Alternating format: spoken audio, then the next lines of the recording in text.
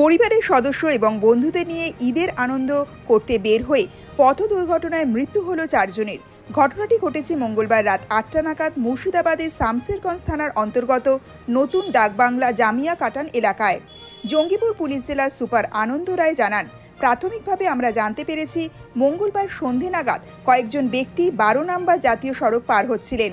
সেই সময় একটি কন্টেনার তাদেরকে ধাক্কা মেরে মালদার দিকে পালিয়ে যায়। ঘটনাস্থলে কমপক্ষে 3 জনের মৃত্যু হয়। ঘাতক কন্টেনারটিকে আটক করা সম্ভব হয়েছে। দুর্ঘটনার প্রত্যক্ষদর্শীরা জানিয়েছেন, রাত 8টা নাগাদ জামিয়া কাটান এলাকায় একটি মোটর সাইকেলে 4 জন 12 নম্বর জাতীয় সড়ক পার হচ্ছিলেন।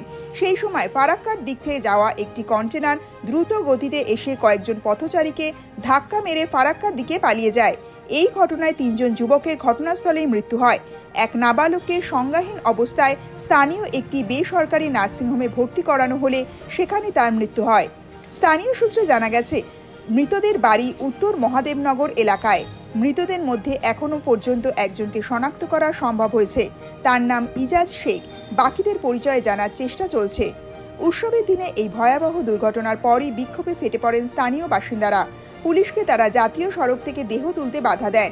স্থানীয় বাসিন্দাদের অভিযোগ, 12 নম্বর জাতীয় সড়কের ওপর নতুন ডাকবাংলো জামিয়া কাটান এলাকায় প্রায়শই স্থানীয় থানার সিভিক ভলেন্টিয়াররা জাতীয় সড়কের উপর দিয়ে চলাচলকারী গাড়ি থেকে বেআইনিভাবে টাকা আদায় করে। স্থানীয় বাসিন্দাদের অনুমান, আজ পুলিশকে তোলা না দিয়ে পালিয়ে যাওয়ার সময় নিয়ন্ত্রণ হারিয়ে কন্টেনারটি পথচারীদের ধাক্কা মেরেছে।